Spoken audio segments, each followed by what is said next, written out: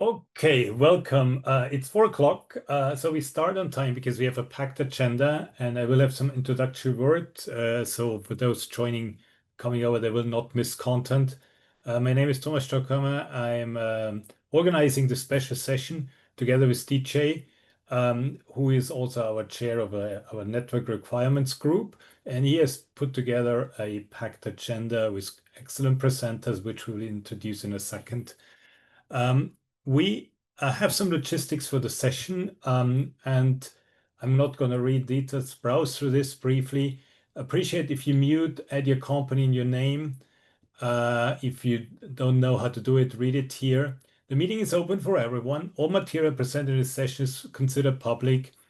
We want to emphasize the forum is not an SDO and in compliance with antitrust and competition laws, so we avoid discussions on detailed specification designs, patents, pricing, or litigation. The meeting is recorded and will be available on our YouTube channel together with a slide deck. We ask you to keep the discussion professional, friendly, and civil, and questions will be addressed to Q&A session after each of the presentations, and then we will collect also information later. We also have a Discord channel, and I will also, or somebody will share the link here. That will allow to have discussion even after this session is closed. During the meeting, please use hand raising and Q&A. I come back to this in a second. As mentioned, we have a packed agenda today, and the first topic is a brief introduction to the Metaverse Standards Forum and what we do in these sessions.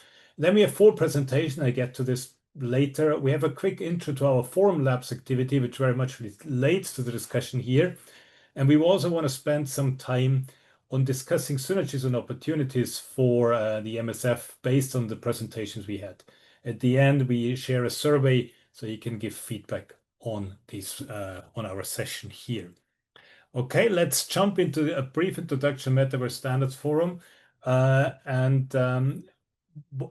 Metaverse Standards Forum is basically an environment to have a unique, neutral, and welcome venue for cooperation between standards community and the industry. That's mentioned here. Because we believe that interoperability will drive Metaverse evolution. And if the Metaverse, if you go on a level deeper, we consider this is a connectivity of the web with the immersiveness of spatial computing. So today we will look a lot at the connectivity issues, but in the broad context, obviously, immersiveness, spatial computing, and so on are important aspects, and that's mentioned here. And enabling technologies, as you would say, is obviously different aspects, AI, GPUs, Web3, 5G, 6G, and also technology we'll learn today. Interoperability is foundational to the metaverse, and there's a couple of bullet points that emphasize this. Without reading those, you can browse through this. And what we believe strongly as the MSF that the metaverse require constellation of interoperability standards. And beyond this, recommendation guidelines from SDOs, consortia, non-profit organization, companies, universities. And that's the home what you find in the Metaverse Standards Forum. The mission of the forum is to be pragmatic. So in the Metaverse interoperability, we launched with 2,600 members that are assisting a standards organization in their mission to enable Metaverse interoperability. Initially in 2022, we had a non-profit consortium, and then incorporation in 2023. We are open to any organization, so please check our website for joining. We position ourselves in related to the SDOs in the pre-standardization, meaning looking at identification of gaps, opportunity, discovery, creating consensus on use case and requirements, and generate reviews and feedbacks on draft specifications. Then we expect that SDOs that are domain experts in certain areas develop the specification, but we are in the process of supporting them after the standardization is complete with different aspects and efforts, interoperability testing, development of conversion and layering tools, and obviously a lot of these aspects also relate to publication, educational materials, and so on, including what we do today. We are a bottom-up organization. We identify issues and try to address this in a community fashion. We are organized in domain groups, and these groups are basically separated into working groups, exploratory groups, and group proposals. Working groups are very stable and long-lasting. Exploratory groups are founding aspects or more like temporary projects, and group proposals are basically just a kickoff of some ideas and need to go through a process to then be exploratory groups and working groups. Not going into all the details, but we have different domains. The 3D interoperability is an important aspect with different components very much related to working chronos about GLTF, but also USD. There is the avatar aspect, there's the volumetric media. We have digital twins and geospatial, and then we also look into engagement education. There's a couple of aspects here. We have a standards register that allows ecosystem navigation discovery. And then we have a broad technology stack with different aspects that you would find here, looking into different interoperability components, network, 3D devices, and some other aspects emerging. There's a legal or ethical aspect to many of the metaverse questions, and they are addressed in different working groups. And then we have use case verticals, starting with industrial metaverse, but others are in the development as well. One of the recent new topics, which is kind of tangential to all of the topics you're doing, is the inclusion of AI. And AI is a component, as you would view it here, together with XR and spatial computing, forming the metaverse. And we just have kicked up another exploratory group on looking into AI for the metaverse, not covering all aspects of AI, but looking specifically related to the metaverse. And again, we invite to join the organizations to contribute to these efforts. So here are some more details about getting involved with a unique membership. And what you can do is you can basically effectively do standards engagement. We are a results-driven organization, and we are globally and broadly networking across different companies, ecosystems, SDOs, continents, and so on and so on. Here is the link to our organization. And now diving specifically into special sessions, we organized this format in order to have a series for SDOs, so Standards Development Organization, to present their metaverse interoperability initiatives. And those sessions are open to any SDO that wishes to gain visibility and feedback. And they're open to forum members and non-members, so invite here. The goal is for us to create visibility for metaverse-related standardization developments, assist and accelerate SDO's efforts to get the standards we need, and fast and explore and discover opportunities for collaboration between the SDOs. Today is the 5th session. We started this in late 2025, and we already have 4 sessions in our books and records. And you would find the slides and recordings on our public webpage, also linked here. We also have a next session planned for October 29. There's a bit of a summer break. And if you want to suggest a topic, there's a form available you can fill in. You can also find this on our webpage. Bit of logistics. Again, I'm pointing to the Discord channel. And then you would find we assume a Q&A, and we would encourage you to use this Q&A for putting down questions that we can look and then discuss after the presentations or in our wrap-up at the end. I'm coming back to the agenda. So I covered the first part, and I want to just briefly introduce that we have 4 speakers. The first one is Greg White from CableLabs, and he's going to present L4S technology brief and implications for the metaverse applications. The second one is Kevin Smith from Vodafone, now just low latency, how L4S can improve the efficiency of cellular networks. We have a presentation from Koen Schepper from Nokia Bell Labs with L4S, the next steps beyond TCP and AQM.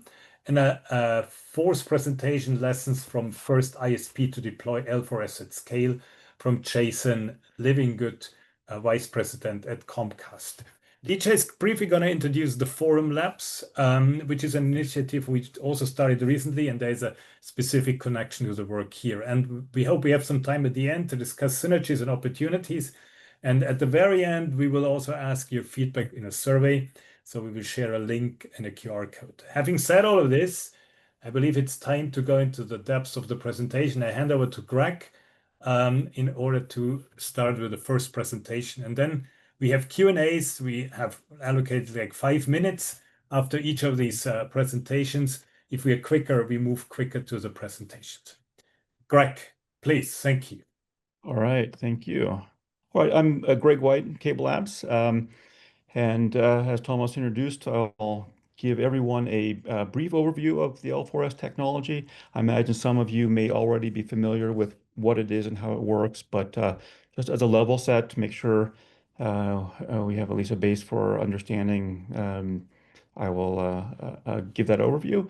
Then I'll talk a bit about where we are currently in the industry in terms of support for L4S and the rollout and then talk about the implications for metaverse applications. Um, Obviously, low latency networking is critical for metaverse applications to work well and for them to give that immersive experience that we want users to have. And L4S, we believe, is a key technology to enable that. Um, First, a little bit of background. So in the past, it has been hard to achieve reliable low latency for applications on the internet. And that's been for a number of reasons, not least of which is the fact that up until very recently, networks really were judged by the speed only. The bits per second, megabits per second was the only metric that was referenced in large part for capabilities of networks and network equipment. If latency was measured in networks, it generally was the average latency when the network was idle, which at the end of the day isn't particularly useful and isn't helpful for network operators to understand what they need to do to make their networks more performant. There is this term jitter, which related to or relates to variation in latency, but it's pretty nebulous. There are at least six different definitions of the term jitter, how you would calculate that given the variation in latency of a network path. And the reason there are multiple definitions is that variation in latency affects different applications differently. So it's been sort of a bit hard for network operators to really take advantage of metrics that they've used in the past. Um, that said, there have been attempts to solve latency in networks in the past for applications that are latency sensitive. Most notably, managed quality of service mechanisms, where essentially you're selecting a small subset of applications that generally are sending a very low data rate, and you give them priority over all of the other applications.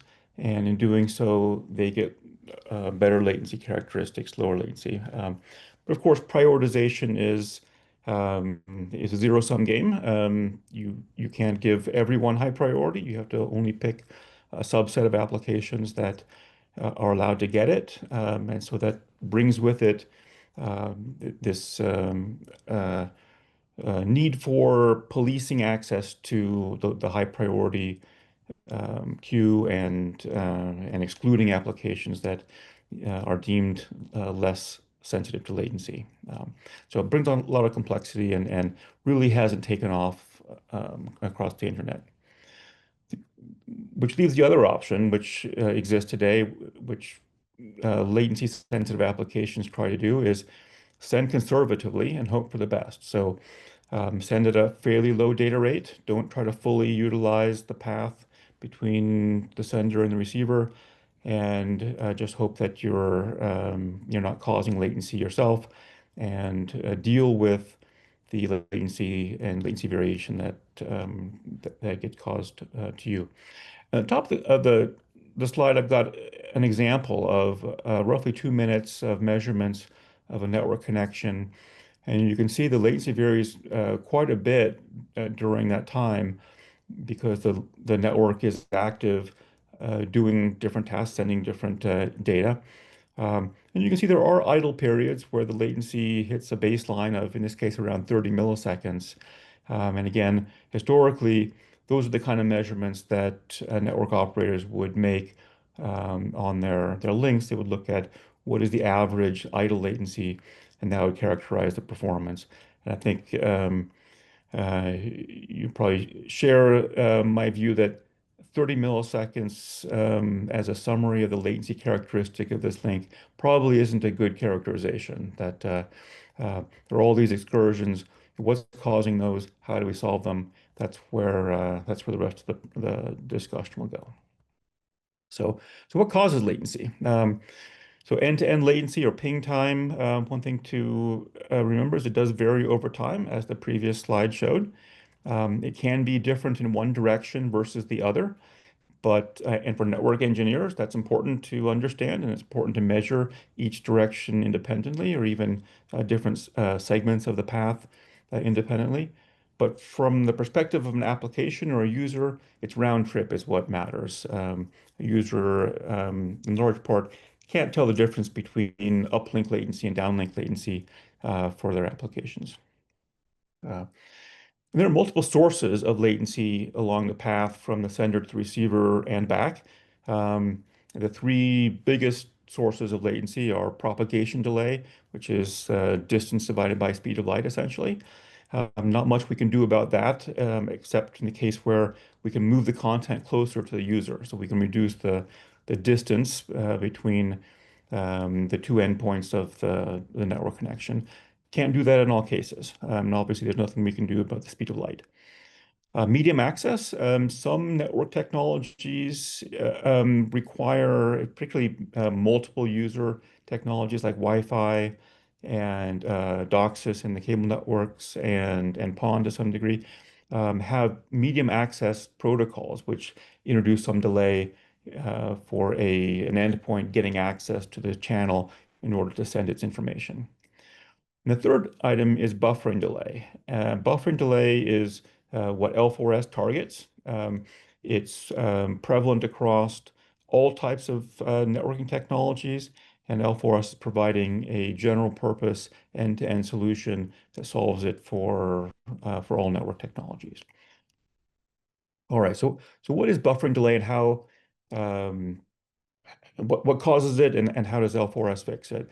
Um, One piece of the puzzle is understanding end-to-end rate control in the internet. And what I mean by that is how does a sender know how fast that it can send its traffic? So look at the kind of toy network example we've got in this diagram. Some number of senders on the left, some number of receivers on the right. In the middle, there is a bottleneck that has limited bandwidth, but none of the senders is directly connected to that link. Their egress interfaces are running at a gigabit per second, so they have no way of directly knowing that there's 100 megabit per second bottleneck in the middle. Similarly, the receivers can't see that either. And moreover, each sender has no idea how many other senders there are. So it doesn't know, even if it did know that it was a 100 megabit per second link, it would have no idea if it has that link to itself or if it's sharing it with your 200 other senders simultaneously. So, so what senders have to do is they essentially probe for the available capacity on the path by ramping up their sending rate until they sense congestion in some way and then backing off a bit. And then typically they repeat that over and over again. They continue to probe to see if new capacity has freed up on the path and again only back off when they sense congestion. Um, Historically, the way congestion was sensed was through a growth in latency as packets build up in the entrance to this bottleneck link. If the ingress traffic rate exceeds the egress traffic rate, traffic is going to build up, packets will build up in that network element and cause delay. And at some point, the buffer will get so big that it will start dropping packets, and that is also a signal that historically has been used to sense congestion. And so this mechanism of senders all sort of blindly, in a sense, adjusting their sending rate, ramping it up until they cause delay and cause packet loss in the network is what we refer to as buffering delay and congestion, and that's what L4S is aiming to achieve, aiming to solve. So L4S recognizes that this buffering delay is a dominant source of latency in many network paths. And the root cause of it is that applications aren't getting sufficient feedback from the network. They're only getting those packet drops when the buffer in the network gets completely filled, or potentially they're sensing that the latency has gone through the roof, and they may try to back off to reduce the latency. Um, but L4S provides a much more fine-grained information for applications to adjust their sending rate. The other thing that's important to point out before we get into the details of it is that latency isn't actually a zero-sum game. So I talked about prioritization as one of the mechanisms that's been used in the past, and the issues that come along with that of picking the winners and losers, who gets high priority and who doesn't. Latency isn't really that way. With L4S, we can actually fix this buffering delay problem for all applications, give every application that wants it low latency. And the applications that do adopt the technology can get the benefit without causing any degradation to the ones that don't adopt it. All right, so let's get into the details. Uh, L4S applications, they need to implement a new rate control or congestion control mechanism that can react to the fine-grained congestion signals that the network is going to provide. And then in the network, in particular in the network bottlenecks, if the arrival rate of packets exceeds the departure rate, a queue is going to start to build, and then the L4S bottleneck will provide these fine-grained congestion signals to the L4S applications. It'll continue to provide packet loss and buffering delay as a congestion signal for non-L4S applications. But the ones that do support L4S, they'll get a marking in their packets that indicates a queue is just starting to form, give them an early indication that if they respond by reducing their sending rate, that queue will drain out, and they'll be able to maintain ultra low latency.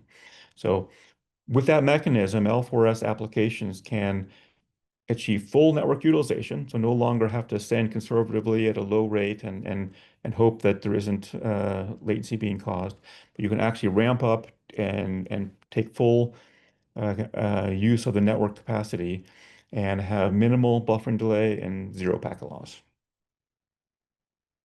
Okay, on the implementation side, the sending application obviously has to support this. It has to implement an L4S congestion controller and mark its packets in a certain way. Um, the network bottlenecks, as I mentioned, have to implement the L4S queuing, and there are a couple of ways to do that, and to put the markings, congestion experience markings on packets. Other network nodes along the path, as long as they're not the bottleneck, the only thing they have to do is just pass the IP header of the packet through without corrupting the ECN field. Vast majority of networks already do this. There are some broken routers out there, unfortunately, that do delete the congestion experience mark, but those are getting fixed as we speak. Um, but one important point is this doesn't require every router in the entire internet to adopt L4S for it to work. It's just important that the bottleneck link on the path support the L4S functionality. Then the receiving application, it needs to look for the inbound congestion markings and have a way to send those back to the sending side of the application. There are some standardized ways that are defined to do that for TCP and QUIC and RTP, and proprietary protocols can implement their own similar mechanisms as well. All right, so that's wrapping up the technology, what it is in a nutshell. Talk a little bit more about where we are in terms of implementation and deployment. The technology has actually been around for about 10 years. Initially coming out of research labs and getting published in 2016. Started the standards process in IETF in 2017. CableLabs actually was an early adopter of this technology. We integrated it into what we call low latency DOCSIS in 2019. There already are dozens of cable modems that are certified as supporting L4S. 2023, finally, the IETF published the RFCs that defined the mechanisms. And then that has now been adopted in 5G. As we'll hear later, there are now large-scale deployments of L4S on the internet. And just this week, I'm actually attending the 802.11 meeting where we're working on getting the text into the 802.11bn specification to include L4S in Wi-Fi standards. Um, Bottom of the slide, I mentioned some of the major network operators who have announced that they've deployed L4S in their networks already: Comcast, T-Mobile, and Deutsche Telekom. And on the bottom left, you can see some of the different network technologies that already support L4S. In terms of applications that have adopted it, I'm not going to go through the detail on this slide for time reasons, but you'll get a copy of the slide deck. You can read through the details. A number of applications have already rolled out support for L4S. Others are in the works and will be rolling out very soon.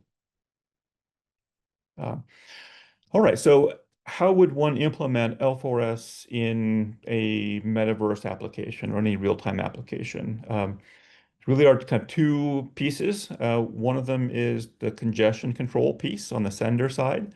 So this really needs to be integrated into the generation of the real-time data. So generation of the video content, the codec that's compressing the video frames, for example, needs to take into account the capacity of the path and the information that it's getting from these congestion signals. Um, so if the sender side is using libwebRTC, then support for L4S congestion control is in the works in libwebRTC. Expected that'll roll out later this year. So keep an eye out for that. If your application doesn't use libwebRTC on the sending side, then you need to yourself integrate a real-time L4S congestion controller into your application. There are two great options for that. One is called UDP-Prog. The link is there. The other one is called Scream, and its link is there as well. Those are both open source implementations of L4S congestion controllers that you could use to drive the target codec rate in your application. Second piece is ECN feedback. And if your application uses RTCP, then it just needs to implement the update to RTCP that's defined in RFC 8888. And as an example, the libwebRTC implementation already does support providing that feedback. If you don't use RTCP, then you do need to have a way to send this information back to the sender in whatever feedback mechanism or acknowledgement mechanism your protocol has. The RFCs I pointed to earlier for TCP and QUIC, those would be good references for implementations of that. All right, so in summary, L4S provides significant reduction in latency variation and packet loss. It tackles that buffering delay and all the excursions and latency caused by applications like TCP and QUIC that are trying to send traffic as fast as they can and causing buffering delay when they do it. L4S enables applications to make the best use of variable network capacity. So if the capacity is varying because of congestion or because of the channel is variable, like in a wireless network, for example, it allows the application to adjust its rate as the network capacity varies. And then finally, it does require support in the application and in the network in order to take advantage of it. And there are several applications already on the internet that support it. More are coming. Similarly, there are a few major networks that have already deployed it, and more are definitely coming. So that's it for me. I think we have a couple of minutes for Q&A. If we don't have any questions for Greg, we can move. If you do have a question, you can use the Q&A feature on your Zoom toolbar, and we'll answer them at the end of the presentations. Next up, we have Kevin Smith, Distinguished Engineer, Vodafone. Take it over. Jeff, one or two quick questions for Greg. Greg, you mentioned interoperability events. Can you tell us a little bit more about them? Sure, yeah. In the timeline, you've seen the 11 interoperability events starting in 2022. These are events that have taken place all around the world, some of them in conjunction with IETF meetings at different locations. Others have been hosted by CableLabs in our facility. These are bringing together different network implementations. We've had DOCSIS network gear from all the manufacturers. We've had PON equipment, GPON equipment. We've had 5G core and RAN equipment participating. We've had Wi-Fi equipment participating. And we've had all of the application developers who have been working on their application as well. So the ones listed on this slide have been attending and testing out their rate controllers and seeing how well they work across L4S bottlenecks. Thank you. One quick follow-up. Looking at your slide, it appears that L4S is pertinent and is expected to be adopted for Wi-Fi and for PON. So any timelines on when we can see all of this shake out and actually take the benefits of this over, let's say, Wi-Fi?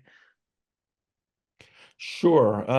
Yeah, like I mentioned, we're right in the midst of getting L4S explicitly included in 802.11bn, which will become Wi-Fi 8. That's expected to begin rolling out in 2028 timeframe.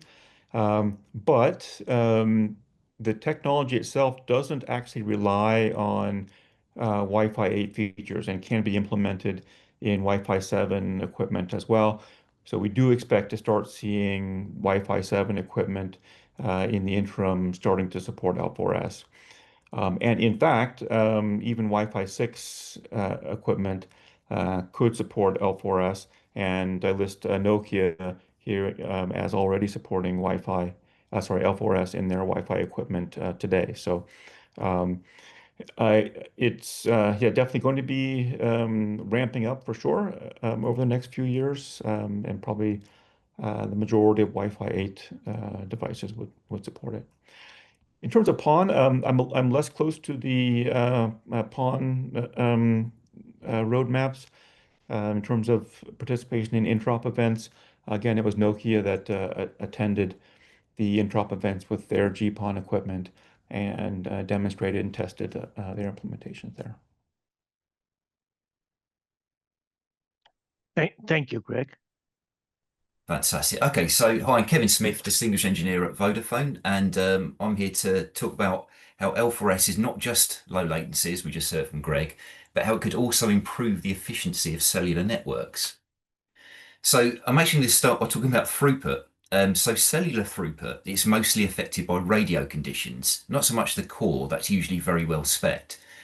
And the key factors there are transmission power, so you've got the inverse square law applying. As you move away from a mast, power drops significantly all the way to the cell edge, and you can't just keep ramping up power to overcome that, so throughput greatly drops. The frequency that's being used, so based on where you are in a cell and that your device's capabilities, you'll be allocated a frequency band from the operator's spectrum. High frequency bands, they tend to have higher throughput but shorter range and are not as resilient to interference. Through to lower bands, which are the opposite, they have high coverage and resilience but lower throughput. Now, because the cell network is shared, cell occupancy and what people are doing in that cell in terms of data usage affects how widely and how much the radio needs to be shared. And signal to interference and noise ratio is very important. It affects goodput and retransmissions. So channel interference, that's typically predictable and can be controlled with good planning. But things like local environment reflections, bad weather, if the user is indoors, they're difficult to control. And finally, which G the operator uses, all the way 3G all the way up to 6G. As you move from, let's say, LTE to 5G advanced and beyond, you get more effective and efficient modulation schemes, more frequent transmissions, which can increase throughput. And this all applies to uplink and downlink. Uplink transmit power far lower because it's smartphone or IoT device battery. And the RAN is usually tuned to be sending far more data on the downlink than it is on the uplink today. This, however, may change in future. So how is this spectrum shared by the operator? Well, this is the job of a radio scheduler, which has a constant control plane dialogue with connected devices, hundreds of times a second. To decide which radio resources to allocate to which device, the scheduler needs to know the allocated frequency device of the device, depends on the device usually, where it is in the cell. How favorable are the radio conditions that that device can see? In other words, to what extent is the device capable of receiving data? Is there any data queued? In other words, is the device user actually requesting stuff at the moment? And any priority? Now, typically, on most networks, the priority would be for VoLTE or voice over NR calls, in other words, voice over data calls. Otherwise, no, it's typically what's called best effort.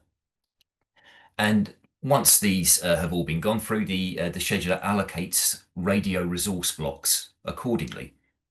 And this process reduces waste. It only allocates resources to those that need it and going to use it based on their current conditions. And because the network is shared, we also need to consider that devices leave and enter the cell. And these can happen, you know, in quite significant bursts of things like underground stations in London, for example, that kind of thing.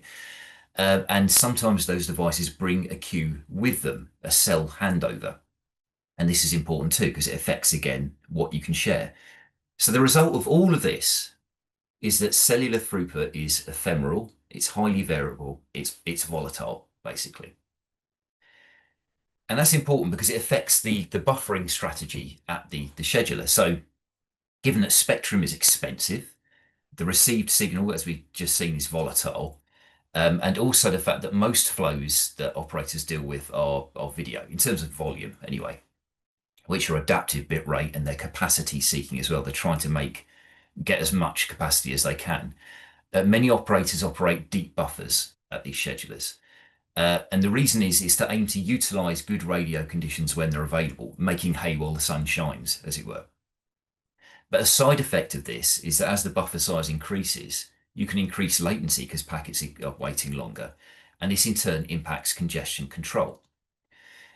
This already has challenges on cellular. And the reason, I guess, historically is a kind of disjoint between what happens at the lower radio layers and what happens at the layer 4 end-to-end congestion control. So just looking at one, so if you have interference on the radio air interface, that will reduce throughput. But that interference, it's wrongly interpreted as loss by classic congestion control, even though it's kind of not really, because the radio layers are doing quite a robust job of making sure that data eventually gets through. However, that's not synced up with the layer 4 retransmissions of congestion control. And deep buffers make this worse because they increase latency. There's more chance of exceeding the ACK timeouts that the end-to-end layer 4 congestion control is looking at, resulting in more retransmissions, resulting in the buffer being filled up again, and it just gets worse, gets out of control. And so as a result, you get this horrible kind of sawtooth pattern. Capacity is underutilized. There's very poor reactivity, lots of waste, lots of retransmissions, not great. Explicit congestion notification helps because, of course, it allows the network to signal that there is some congestion going on, but it's only one signal per round trip. And the result is still the same at the congestion controller. It still thinks there's a packet loss when it receives an ECN mark, so not ideal. We also need to note that we're dealing with different kinds of traffic. I mean, I mentioned video, but that's only one form of traffic which cellular networks would transport. And you could think of them on a continuum of requiring, let's say, consistent low latency all the way through to high throughput on the other side. So consistent low latency, I like to think of it as first time, on time, every time. The actual latency bound isn't so important as it is the predictability and consistency, let's say. This could include things like short form and interactive video, XR, like Metaverse, of course, gaming, financial trading, industrial controls, etc. Apps that need to be responsive and punctual, and they're particularly affected by buffering and congestion control. On the other side, you've got high throughput apps, things like file downloads, high res video, cloud sync, more interested in volume and capacity, let's say. Just to explain why short form video is there. So these are the clips that you get in the popular social network feeds as you scroll through them. Because of the rapid scrolling that users do, these videos need to be preloaded. Usually the initial 2 seconds of the next video needs to be ready and waiting so that when your scroll hits that point, you can start playing. So low latency to fill that buffer is actually quite important on the device.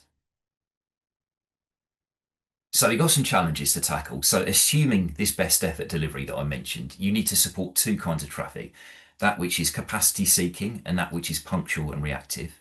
You need to make best use of capacity because it's expensive and it's shared. You also need to conform to net neutrality, which I'll talk about in a second. And any solution should not increase the impact on other traffic.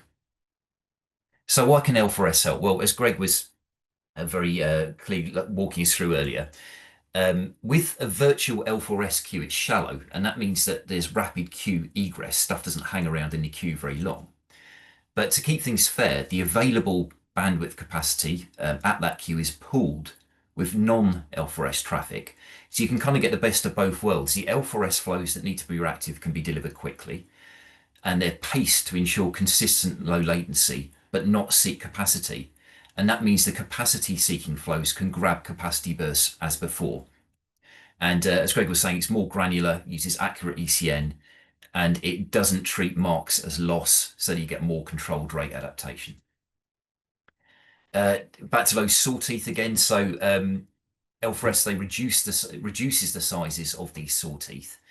So descending out, creeping up slowly, dropping suddenly, the additive increase, multiplicative decrease pattern, which causes problems, as I say.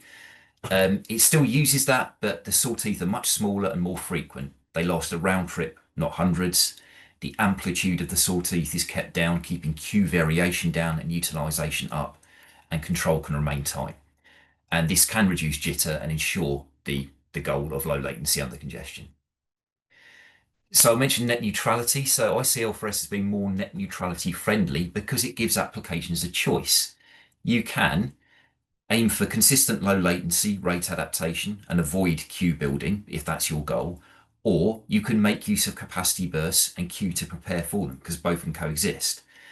And when I talked about L4S flows having less impact on other flows, if you introduce 100 L4S flows into a shared cell, yes, there will be an impact on other flows which are ongoing because it's a shared medium.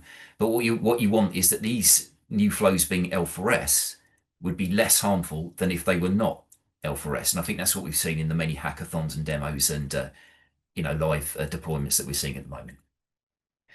So I'd say for further study, I'd like to see results from mass deployments on cellular just to prove the concept. I know we're doing trials internally, and as Greg was saying, T-Mobile US have just launched, which is fantastic. So it'd be great to see some results there. I'd like to see L4S outside of dedicated bearers and on LTE as well. So not all networks around the world are 5G standalone yet, let's say. So being able to improve the efficiency of all networks would be great. And then, of course, I mentioned uplink as well. And this is especially relevant to Metaverse and XR. Uplink, so the idea of uploading something from your device up to the tower and then onto the network, that's likely to grow with AI feeds, people wearing glasses and uploading video, etc. And so it will be good to see it there and make sure that we're getting some low latency there. Okay, thank you very much. That's me. So if there's any questions, we can take them now. Thank you. Yeah, folks, feel free to type questions or maybe raise your hand using the React button if you have any questions. And in the meanwhile, I'll ask Kevin a question. Kevin, slicing is a new concept, a very important concept in cellular networks today. How does L4S relate to that? Not relate to that? Do we need slicing for L4S? Can they operate independently? Can you please address this from an application standpoint? Yes, of course. It's a great question. To answer your last question first, L4S doesn't need slicing. So, for example, that's why I mentioned LTE. LTE is like a less native environment for slicing than 5G SA, which is, specifically has it within. What you could say is that they're complementary. So there could be examples where an application would benefit from both. So slicing tends to bring some guarantees where it can. Slicing is effectively resource reservation. It still has some limits. So, for example, slices will attempt to guarantee certain qualities, like the traffic will arrive within a certain timescale, let's say, with a certain amount of loss and with a certain amount of throughput.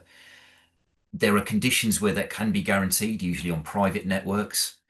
It may be the case on public networks that those are more challenging, especially if you remember my slide about how the scheduler is trying to work out what the device can receive. If the device is at cell edge or in a challenging environment, those guarantees would be challenging to meet, even with a slice, let's say. But there will be cases where slices make perfect sense. Having L4S within that slice can only make things better, I would say. Yeah, thank you, Kevin. I appreciate your answer. And thank you, Ingemar, for your comment. Yeah, because I'm not sure if I can speak out loud. I believe at least with 5G standalone, then L4S for uplink is already available. And perhaps as regards to LTE, and I'm not the product manager, strategic product manager in that respect. But as far as I've seen, we don't seem to have any plans for LTE. But I guess that boils down mostly to potential market share and that stuff and request for it. So. Yeah, that's absolutely right, Ingmar. And thanks very much. You can probably see some of the material from my slides was probably borrowed from you as well. So thanks for that. Yeah, it's possible. Yeah. Yes, yeah, you're absolutely right. I think if the markets are generally moving towards 5G and 5G SA, then the idea of kind of retrofitting something into LT raises some questions, let's say. But yeah, it was just to say that should there be demand, there's kind of no technical reason why it couldn't. It may require some tweaking of specs, but yeah, that's all. Thanks. Yeah, I believe actually I can perhaps explore that our early implementations when we did a proof of concept for L4S, that was actually on LTE. Yeah. But when it was decided to move over to 5G and 5G standalone. There is some limited support for 5G non-standalone, but that is, I believe, limited to downlink only, unless because there is more tricky to get it working for uplink for non-standalone. Yeah, that's my understanding. Thanks. Yeah. Yeah, noted. Thank you, gentlemen, for the discussion. We have a question from Erhan. Do you have results from trials at scale regarding the impact of increasing L4S traffic in the cell on the latency of existing traffic, both L4S and non-L4S? I don't personally. We have some internal trials which are ongoing. At scale, not yet. As I mentioned, I would say that there could be, and Koen and the team can correct me on this. I would expect at some point any introduction of any flow, L4S or not, is going to have an impact on other flows. But my understanding, certainly from having seen the trials, is that L4S has a lower impact on the other flows. So yeah, to your question, not yet. I'd hope that such results could be shared when available. Very good. Erhan says thank you, and let's move on to the next presenter, Jeff. Koen is ready. Yes, next up is Koen de Schepper from Nokia. Go ahead, Koen. Okay, thanks all, and specifically Greg and Kevin for the good introduction. It's a good introduction for my presentation. It will be a bit more technical, but I try to keep it high level and also a bit like giving the perspectives in the future of L4S. It only can get better, let's say. So the title is indeed the next step beyond TCP and AQM, and it's within the current RFCs there is a lot of focus on TCP, while in the metaverse applications want to use UDP, and it should be clear that UDP applications are the ones that get the most benefit. Also, active queue management is always mentioned, but looking at it deeper, it's not only active queue management. There are even better opportunities, and the current RFC already has modes where there is no queue for L4S at all, because packets arrive and can immediately get scheduled, and you avoid queuing latency, which is actually a feature of the new L4S congestion controller. But okay, let's dive into the presentation. It has been mentioned already that and I hope everybody's convinced that it's a good feature that apps can adapt to the available bit bandwidth if you want to make it scalable. If you want to have a service that can scale to all users without reservation and admission control, you just have to divide the available resources, and everybody hopefully is sharing in a fair way, whatever that means. Of course, reservation and guarantees exist also, like Kevin said, slicing and everything is available. But even then, especially on wireless networks, it's a very good idea to also support adaptability. And in this case, if it's metaverse, it needs to be low latency adaptability and L4S, because it makes your application experience, let's say, for use more reliable and more robust. It's kind of a fallback if guarantees cannot be delivered. So if you develop an application, and I'm speaking mostly towards application developers for the metaverse, consider what is the lowest rate you can support, and the lower you can go, the broader the usability. In more conditions, things can be used, and we did a lot of experiments in the past for mainly interactive video streaming, for remote driving, remote control, but also cloud gaming. There it's also if it's interactive cloud gaming, it's very important to have really low latencies. And we saw that actually from a bandwidth perspective, if it's really necessary, 0.5 megabit, really responsive, low latency, or less is good enough. It is still workable. It still can keep the engagement, the interaction, the remote control. Latency, adding latency is really frustrating. How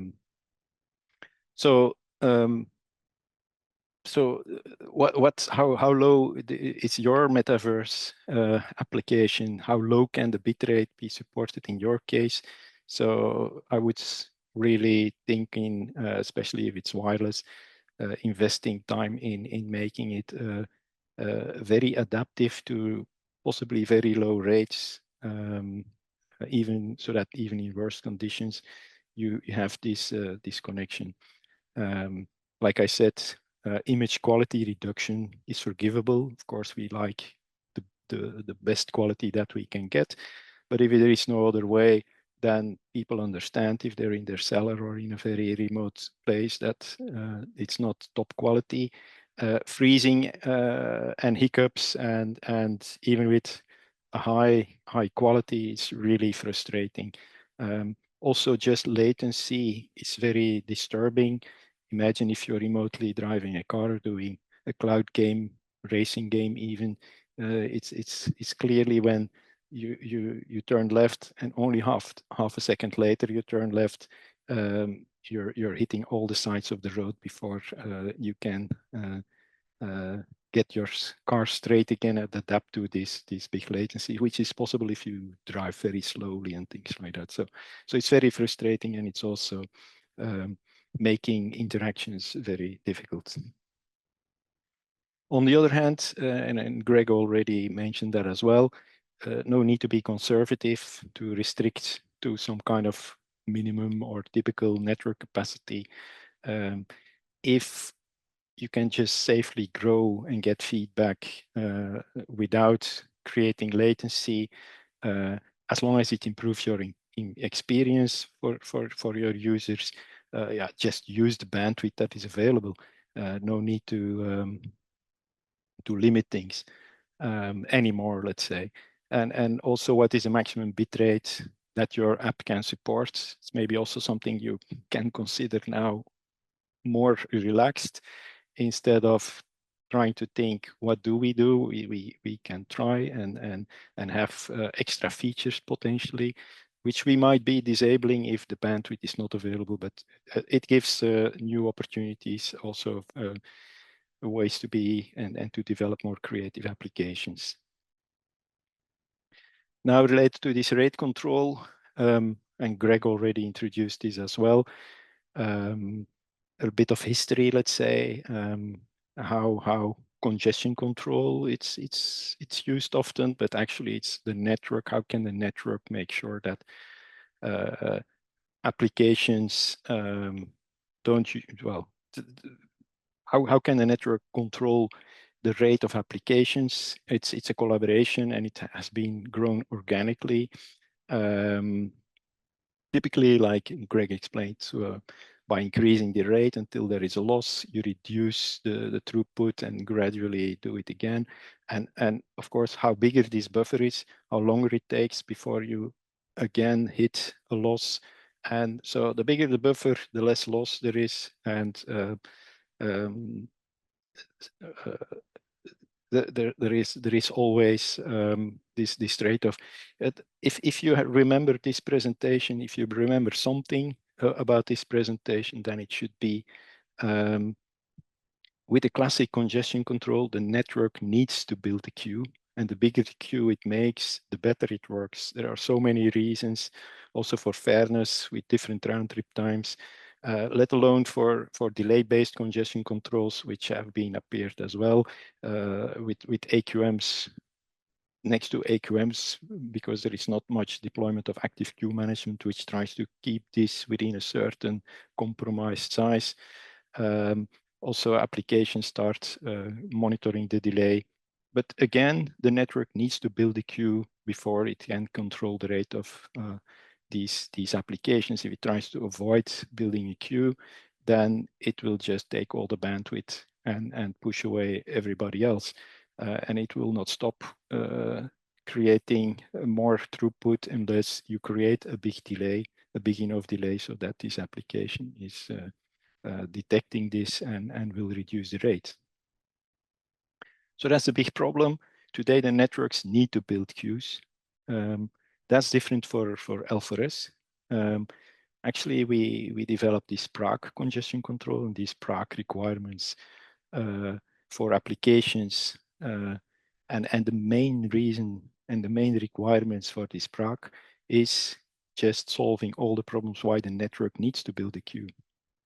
There is no need anymore to delay packets, and there is no need anymore to drop packets on purpose. In the past, you had to, and that's why rate control was kind of avoided, because you always create delay, and managed reservation is beneficial. It is still beneficial, managed reservations, let's say, if you want to guarantee throughput and get a certain higher throughput with prioritization. But for having an adaptive fair share, rate control with L4S is not needed anymore to reserve bandwidth.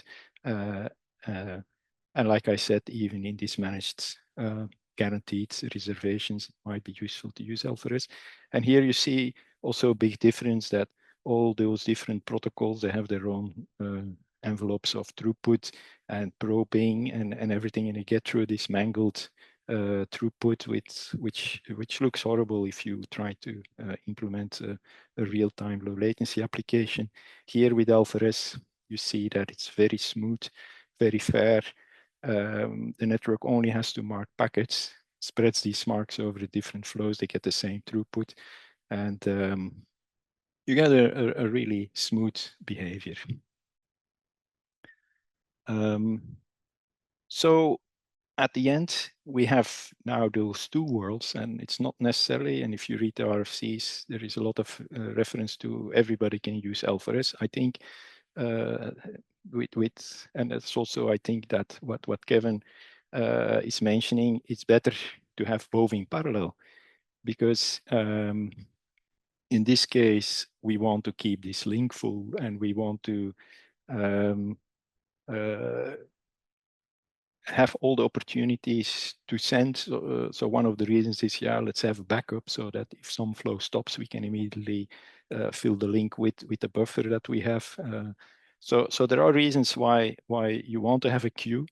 And there are, of course, reasons for the application that the queue is not there. And having those two worlds is both an opportunity for applications, because they can decide, I'm going to use Alvarez for this very short completion time task, or I'm going to use the classic because it's a big blob and I want to get the highest possible throughput, and even make opportunities when flows stop that I can immediately grab that capacity. So the network can use those two worlds in a very efficient way. And also there are like dual pi square mentioned in the RFC that can make those two worlds glue together, that they get on average the same throughput if the conditions allow it. But if there is more dynamism, like in wireless networks, yeah, we want to be more conservative. We want to treat your flows in a more gradual way. It's like queues are often compared to shock absorbers. When you mark your packet as Alvarez, you're actually saying, I don't have any shock absorbers. Please make the path very smooth for me, and treat me very carefully, not block me. Don't let me feel those walls that kick me around. While in here, you just say, okay, here you have a big blob, put it in a buffer. It can't go into a very shocky way of going through this pipe. As long as the final arrives in time, in a probably longer time, I'm happy. So that are the two worlds. And it's important for applications to really make use of those two in parallel. And also for networks, of course, they don't have to compromise in the middle anymore and try to have something with a small enough queue. We can have a bigger queue, and we can have no queue at the end, even for the Alvarez type of applications. So it's similar. The question is, the question was one of the previous people asking, was the impact that purely depends, introducing Alvarez, that purely depends on how you see this. There is already a lot of queuing. If you want low latency, just use Alvarez, and you don't have any impact. There are more, if you want high throughput, maximize the throughput, just use classic. And we even within the same application have the two sockets open and dispatch your throughput over them. And the impact is that these applications might get higher throughput, and these might not get lower throughput, but get a smooth throughput. But if it's really necessary to get lower throughput, because otherwise it would get jitter and latency, then they will get a lower throughput because it's unavoidable. And here you see a little bit of a plot where we have these orange flows, which are Alvarez. The blue, are classic traffic. The blue ones are Alvarez, and we have here a bursty flow in the middle somewhere. And then you see, for instance, here that those classic flows stop sending. This is the data rate that those flows have These are blue flows are started here only, so they kind of go together. This is the latency, so they built a big buffer. And you see if the flow stop, of course, the buffer is drained, but also the single flow which is left has a big buffer and immediately can grab all the data rate which is freed. And it takes a while before it gets reduced, and the alpha-REST flow also get the same share of bandwidth. You see it here. Having a buffer is a big advantage if a flow stops. Also having a buffer is a big advantage if there is bursty traffic. You can fill these gaps. The alpha-REST flows can't fill these gaps. On the other hand, also if the channel is varying, you see this is the resource usage which is varying, but the rate is very smooth. As you can see, we can keep the rate very smooth, and the latency is also very low for the blue alpha-REST flows. So this is all important. So these short queues unavoidably leads to link underutilization if it is in very dynamic conditions. Set wireless, varying number of flows, flow stopping and creating, or bursty flows. So the alpha-REST identifier and supporting an alpha-REST socket in your application enables both the apps to choose their primary objective, throughput or latency, and also can make the network distinguish between those two types of traffic. This is a bit of a plot how alpha-REST, the Prague congestion control, also behaves in terms of what marking probability that it gets. It's a simple rule of thumb. If the network would mark 50%, it's 1/2 is 2 minus 1, you get 1 megabit per second. That's how the Prague congestion control works. You also see that so it scales across a very low rate. So the current UDP Prague and TCP Prague implementations can go down as low as 100 kilobits per second, still sending 2 packets per 25 milliseconds, meaning that every 10 milliseconds you send a packet, 12.5 actually. So it's possible to send a video of 80 frames per second, and the frame size will be 150 bytes. So it's possible it will be blocky resolution, but it can still be high definition. And this high definition can scale from very high frame sizes to up to frame sizes of 150 bytes at 80 frames per second here. So also you see here that you always get about, if you're at the right rate, about 2 marks per 25 milliseconds. So even if your rate is very high, like 10 gigabit per second for a single application, it still gets a very frequent guidance of 2 marks or 1 mark every 12.5 milliseconds. Okay. Maybe also a little bit of detail why pacing is so important. That's one of the Prague requirements, is that the application paces, and it might sound a bit counterintuitive for using this for low latency, because you're actually delaying the packets at the sender already, you could say. But the goal is to be nice for your other alpha-REST flows, and also to leave space in between these packets so that the queue base, the classic one, can nicely fit in between those spaces. So that makes that your alpha-REST flows can be scheduled with very low latency. So can kind of get some kind of priority, but it's not a rate priority, it's a latency priority. And if the space is not big enough, the queue building, the classic flows, their queue will grow, and the active queue management on this queue can then start dropping packets here for those rates, so they will reduce the rate. But the nice thing is with this dual queue mechanism is that also the alpha-REST packets get marked, and with those marks, the space between these microbursts is increased, and the whole system is constantly in balance, giving the same rate to any application in this way. So why pacing is not that big problem, because at the end, if you send a burst, okay, it's if multiple send a burst, at the end there is a bottleneck limit. They will get paced anyway in the bottleneck, and they will create a queue in this bottleneck. But that's okay for the classic ones, because if you want to burst into the network and make sure that they get as soon as possible, you can use classic. But for really interactive, like milliseconds, 10 milliseconds, 100 milliseconds latency, you better pace in your application. So even within your application, you can change priorities. A bit of details on what Greg also already said is UDP Prague, a Git repository. It's a Prague congestion control protocol for UDP-based applications that want to have a really low latency. It's a single C++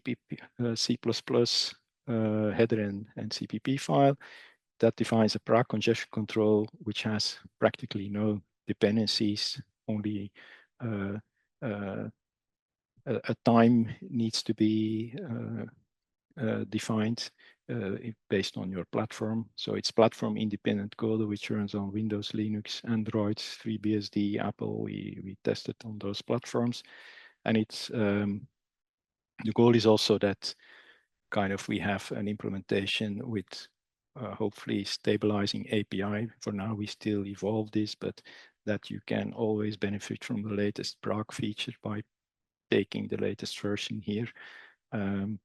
And the great thing is that it allows to directly control application data generation. I'll come back to that.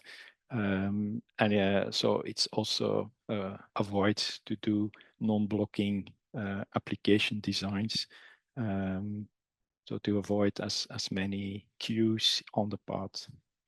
There are some examples, and there is an iPerf2 implementation, which is having this UDP Prague code integrated already. So iPerf is a load generator that you can now configure by using UDP Prague. Going to application designs, you could use UDP Prague into a stack. And with a stack, I mean like a TCP stack or a quick stack. It can use the feedback from the application, the network can mark. There are ACKs sending back where you can measure round trip time, what data is ACKed, and the CE marking counters are needed. For details, you can have a look at the code. And then there is this rate control here. The congestion control controls the rate here and the pacing of the window and the pacing rate of a buffer it has here. And you typically need a buffer here in the stack, and you need flow control feedback to the application. The application has a queue of itself. It has to estimate the rate a frame can be sent, and then the frame size, and needs to inform an encoder. And if you have other data that needs to be mixed in very low latency, it gets at the end of this queue.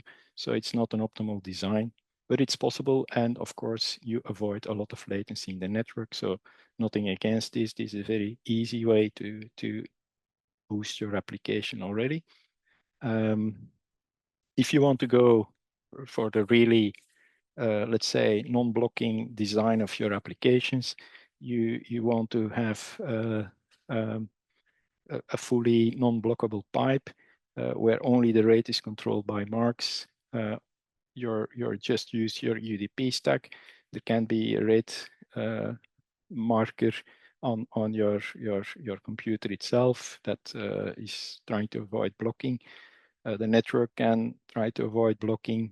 You get feedback immediately towards this Prague congestion control module, Prague CC object, which gives you the right pacing rate.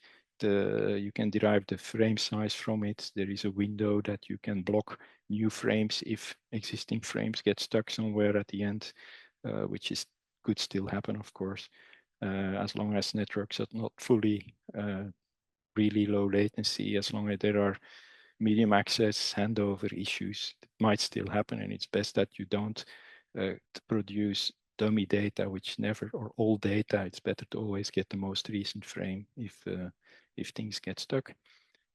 So you have all on your own hands. Let's say you can fully optimize this. Also, if there is other data that you want to mix in, you see there is no queue. It can be immediately sent instead of this data, which probably can wait a bit longer. You have everything under control. And then, of course, if you really want to optimize, you probably also can, I guess for Metaverse applications, you have different types of data sources. You want to have mixed things together. You have different delivery budgets. It can be a blob source. It can use classic TCP, and you have different data sources, audio, voice, 3D, I don't know, whatever. And you can use very, let's say, complex scheduling mechanisms, or complex, or at least dedicated scheduling mechanisms, which all then use this spacing rate and kind of distribute this rate over all the sources, and at the source choose the level of compression. Okay, not just to give you the impression what you can do to avoid blocking beyond just a TCP or a quick socket. So some tips then to boost your Metaverse real-time application. Definitely use Classic and Alpha in parallel. Classic for big blobs. If the completion time is anyway longer than a second, don't doubt. If you're use the Prague congestion control for real-time transfers for short completion times, like frames that have to be sent every 16 milliseconds or 8 milliseconds. If it's lower than 100 milliseconds, don't doubt, use Alpha. In the middle, there's some gray zone where you can use your own creativity, let's say. Then also use spacing in the application to avoid delay bursts, and finally get spaced anyway in the network, like I said. Be nice to other applications, don't fill buffers on the path. Just listen to the rate that the network tells you can safely use. You can use the spacing rate to determine the level of compression based on a preferred real-time transmission budget. So if you know this is the current pacing rate I can use, but I need to send a frame within 5 milliseconds, okay, I can calculate what is the size that I can let the encoder produce to make sure that with this current pacing rate, my frame arrives within 5 milliseconds. If you want to have more quality and you're relaxing the delivery budget, you can create a bigger frame by saying, okay, we'll use 10 milliseconds to transmit. So you have everything on your own hands. Like I said, insertion of priority data. Also, the window is important for temporary stopping generation of data, which will get queued anyway, and you rather want to have the most fresh data. Typically, applications, I don't know if there are a lot of application developers here, but TCP-friendly rate control is something which just controls the rate and avoids using windows and hopes for the best. It's well, this is something between the normal window-based congestion control and a rate-based, so it's a combination, which can now be used also for real-time, because the network can give quite good guarantees for low latency. Okay, that's it from my side. I can take some questions, and here you find some reference to material if you want to find out more. Thank you, Koen. Yeah, please type your questions into the Q&A window, or use the React button, raise your hand and ask your question verbally. In the meanwhile, Koen, if I may ask you a question verbally. Very interesting presentation. So you're asking application developers to use Classic and L4S in parallel.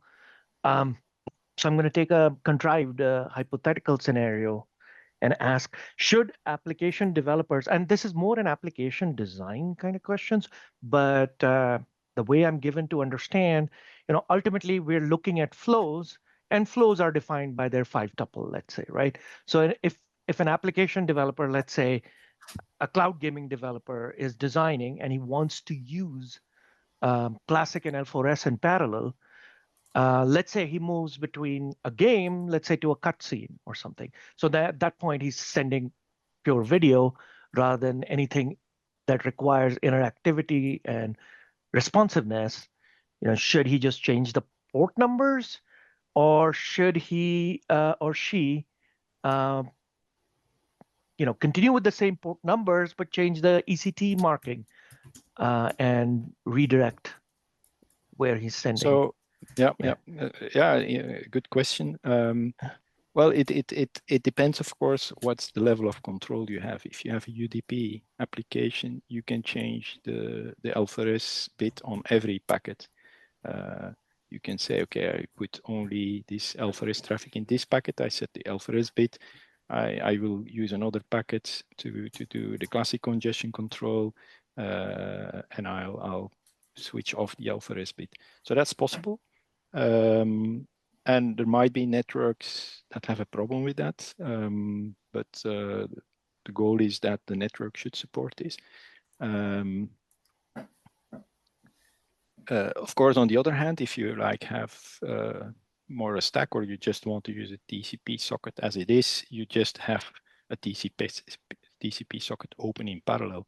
You have your low latency channel, and then you have a TCP socket open already before, and then you use like two protocols and two different ports, which I guess is not a problem. Most applications will use multiple ports already in their application. But on the other hand, if you have quick, you can have multiple streams in the same 5 tuple. That's also possible. So it all depends a bit on what you see is possible in the certain design. Awesome, I appreciate that. Any questions, guys? If no questions, I still have one more. I'd like to ask, since you made a reference to iPerf in your presentation, if we do bulk transfer and we send, so speed tests are bulk transfer, right? So you're basically flooding the network today. When you think about speed tests, current sort of designs around speed tests for L4S are like, okay, use a drop-down, set L4S traffic, and then conduct the speed test, right? How do you think this could evolve? Is this even a good way of doing a speed test? What if we did bulk transfers across both classic and L4S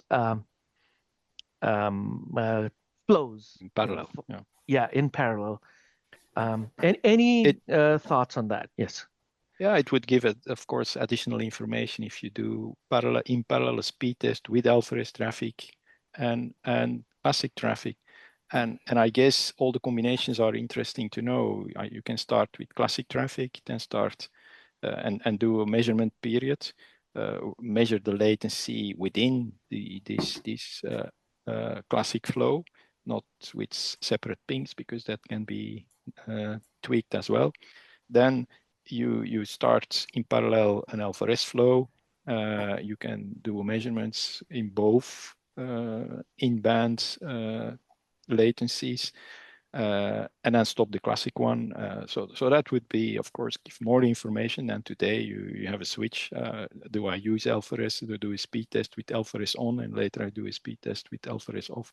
It would also give a bit of information how this network balances the throughput for classic and L4S, which might be a policy also of the network. It doesn't need to be the same per se, because like I said, and somebody else said as well, net neutrality is not really an issue, because you have the choice. If you think by getting a much higher throughput with classic, that you should use classic, you can use classic, but you will pay also with bigger latency.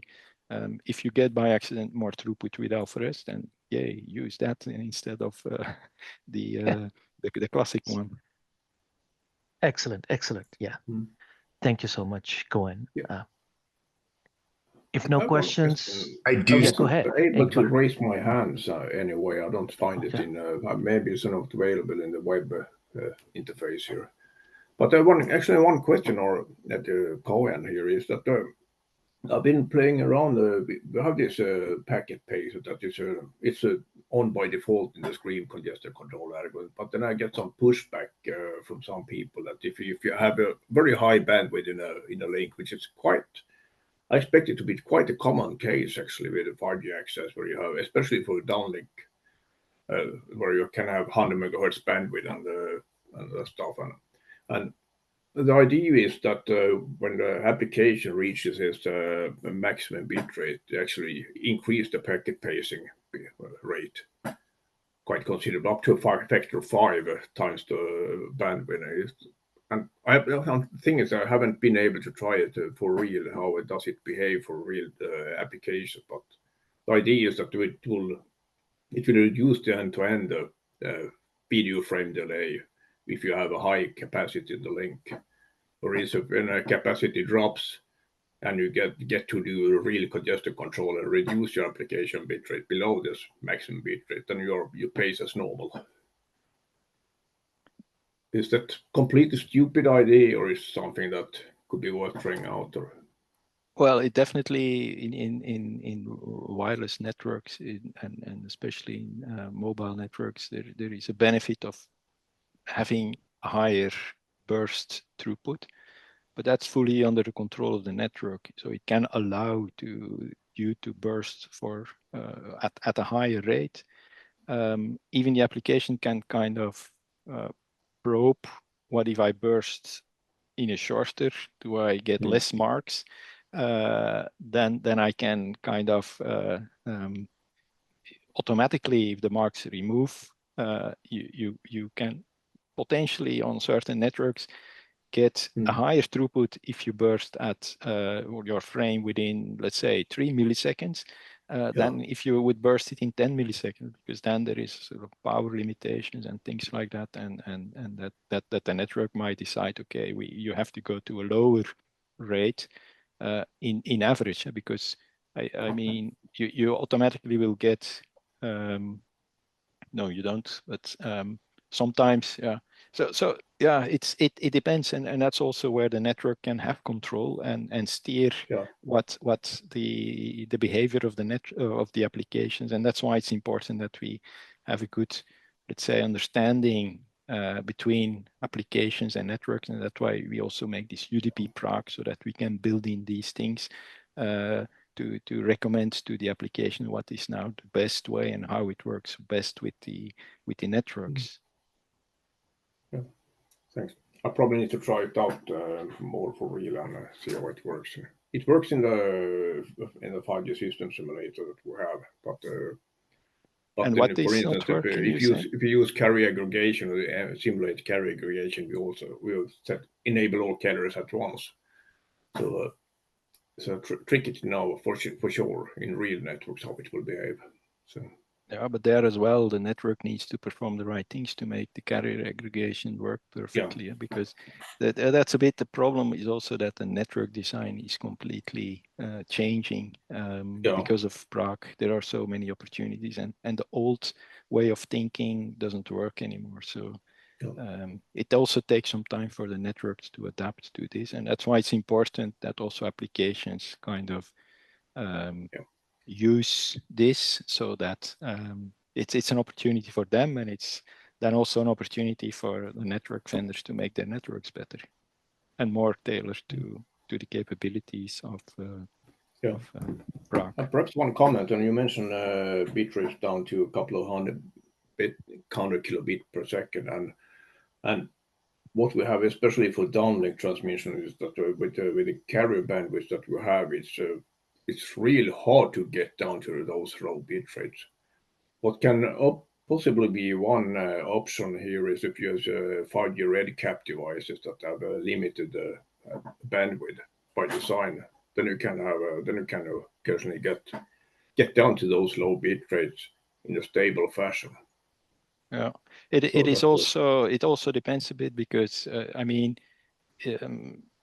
like Kevin also mentioned, if the distance is too big, then a single noise it's more easy to just give up of a network because it's not worth exactly. because nobody uses 100 kilobit. Yeah. But if we have like remote driving cars and you're in a situation where you could still get 100 kilobit or 200 kilobit, and we give up at 1 megabit or 10 megabit because this is 5G and you should get at least 10 megabit, then we don't solve the problem for that car. And or we say we need to use too many resources.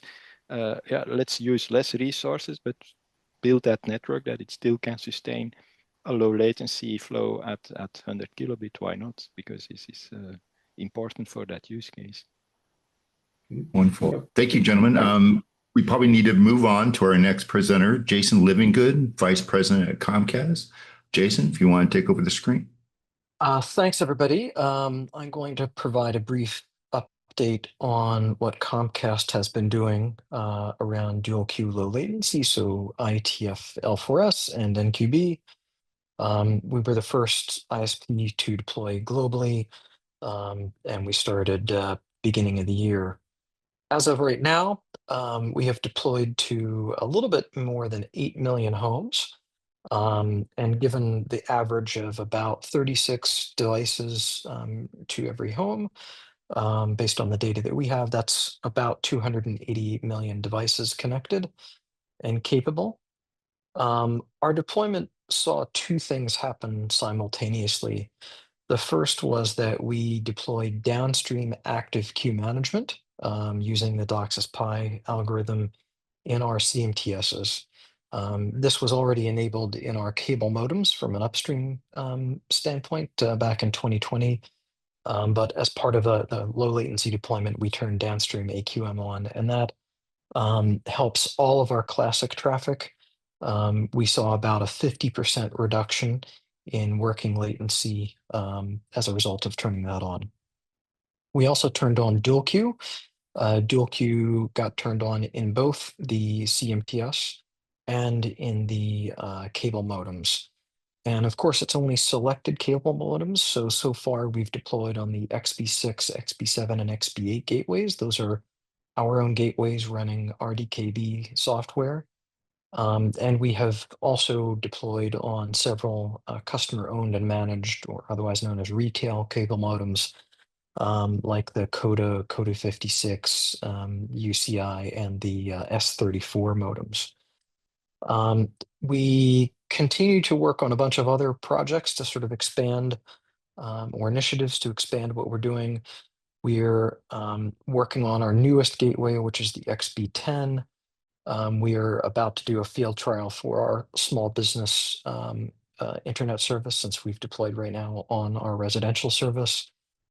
Spending a lot of time to figure out how to get closer to live for sports event streaming. So reducing latency to live, or latency to the real moment, if you will. And then, of course, also working on some of our other network media, so EPON and public Wi-Fi, and looking at our mobile as well. And I should note, for our mobile service, about 90% of our bits are going over Wi-Fi. So it's really more of a Wi-Fi issue than a 5G issue, but lots of progress there. And I should note, in terms of the footprint that we're in, while we have 30 million or so homes that are connected to the residential network, right now we've deployed on the CMTSs that are our newest generation platform, called a virtual CMTS, and in areas where we have mid-split spectrum. And that is a little bit more than half of our network today. That'll grow to about 70% by end of year. And then hopefully, we'll complete the year after that. But that's our next gen platform. So as we grow into that, our number of homes will grow as well. From our experience so far, the technology is absolutely ready to scale. And prior to this deployment, we ran a field trial for about a year.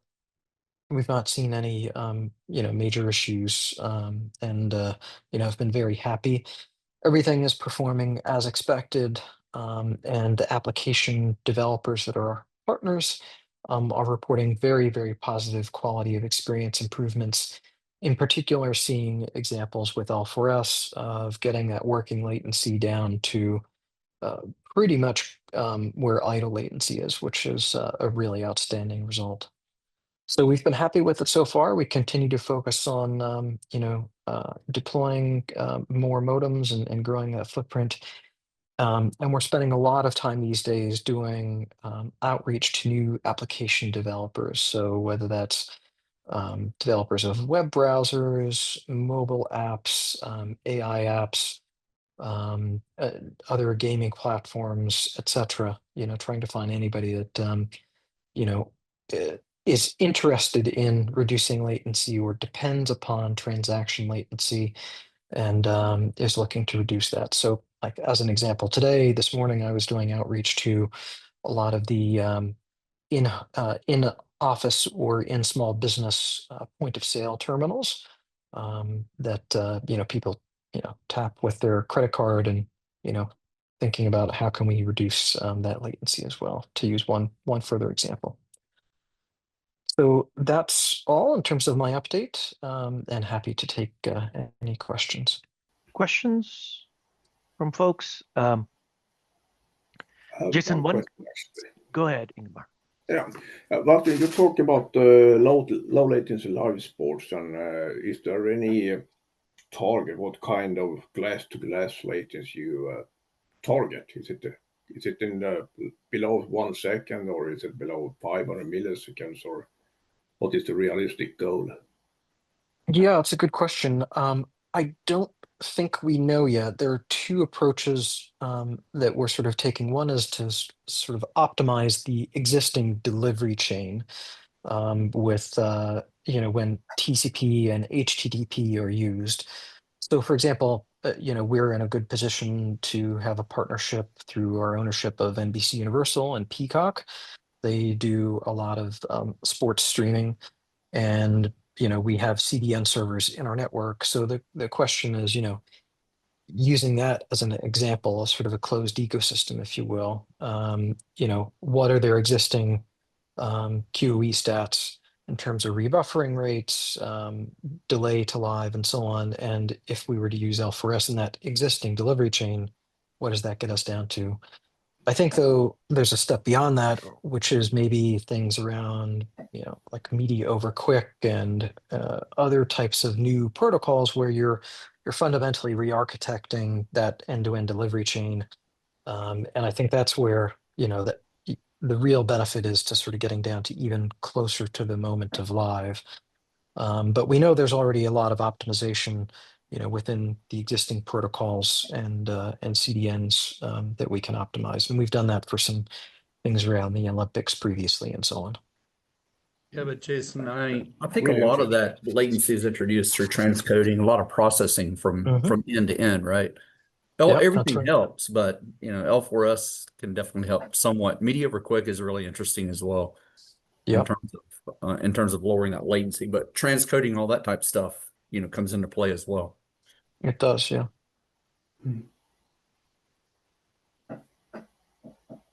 Thanks.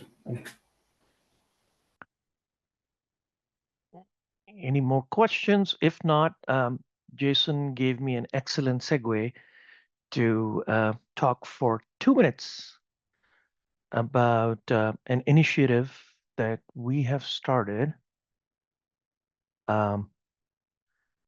It's at very much at sort of a vision project proposal stage, but I think this is a great place to make you guys aware of this. We are exchanging documents with the first forum lab, which is PNET, on the subject, and members of the network requirements and capabilities work group will have a chance to weigh in, provide comments, and help shape this program. So just at a high level, what is Forum Labs? I mean, Thomas talked about how we really engage pre-standardization and post-standardization rather than trying to be a standards development organization. And a big part of that is real-world testing and development. Could be interoperability, it could be validation. I think in the case of L4S, it could be more validation necessarily than interoperability. But regardless, we have set up this program and now various different work groups inside of the Metaverse Standards Forum can actually set up projects and run them with Forum Labs. And so I just wanted to make you guys aware of this program. And in particular, I'd like to get everybody who's interested involved, definitely service providers, because we're trying to, the vision is to be kind of like a neutral host to front end the process before application developers, let's say, test L4S directly with the service providers. Like I said, Jason just mentioned how much outreach he's doing to application developer guys. So, Comcast is a principal member, and maybe Comcast would be interested in something like this. But as it stands today, we see a lot of benefit in this. Hopefully create a platform, essentially a one-stop shop for validation of L4S, more in the development and testing phase, where you are a little bit more agnostic to the service provider themselves. See a lot of benefit to the internet service providers. It helps to prove how we moved into the experience era beyond the speed era. It proves the differentiated services model. And of course, users do get the benefit of the responsiveness of applications. Like I said, our first Forum Lab is PNET in Greece, and they are able and willing to provide environments, orchestration, hardware. They already have a 5G standalone network setup. More Forum Lab members are also invited as part of this. However, we already have a setup at the moment with PNET to go ahead and do this kind of testing. It should be possible to set this up remotely. And in essence, the application developers would be able to validate, verify that indeed they're, the slightly more complex pieces of the protocol, where you're trying to make sure that that sawtooth is kind of smooth and, does not oscillate largely about a average throughput and such. We can make sure that we provide that kind of environment. We are also looking at application metrics that can be derived in addition to network metrics. PNET is looking at that, so that there is indeed provability in how the application has gotten more responsive. So I just wanted to pitch this out there. If this sounds interesting to you, then please get in touch with us at the Network Requirements and Capabilities Workgroup. And I'll stop right there. And with that, we have time to discuss synergies, answer questions, and so on. So I have a quick question, DJ, and I want to target this one to Ingemar. And I know he's the creator of Scream, self-plot rate adaptation for multimedia. And I know, Ingemar, you've done some demos with L4S on and off, leveraging Scream and that type of stuff. Basically, where are you currently at related to integrating L4S? Is it basically per flow and you just enable it, or can you do selective packet marking, that type of stuff? So what is the latest related to the L4S support and what you've done there? I think Scream is something that we develop not because we hope to make money on it. It's just an enabler to try out the L4S implementation that we have in our products. So not sure if that was the answer to it, but with that said, there was a colleague of mine, Jakob Teplitsky, implemented a GStreamer pipelines around and that it can run congestion control for multiple sources, multiple video sources, and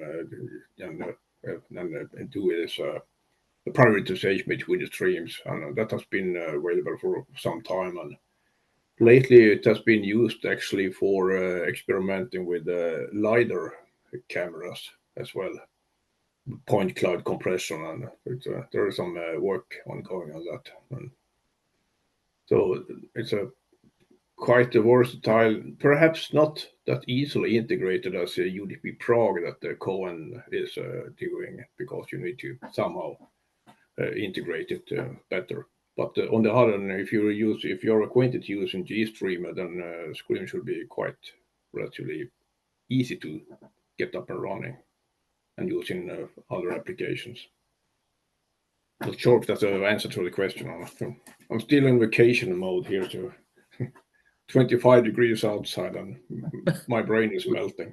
So I'm surprised you attended. I know pretty much all of Sweden, right, is on break right now.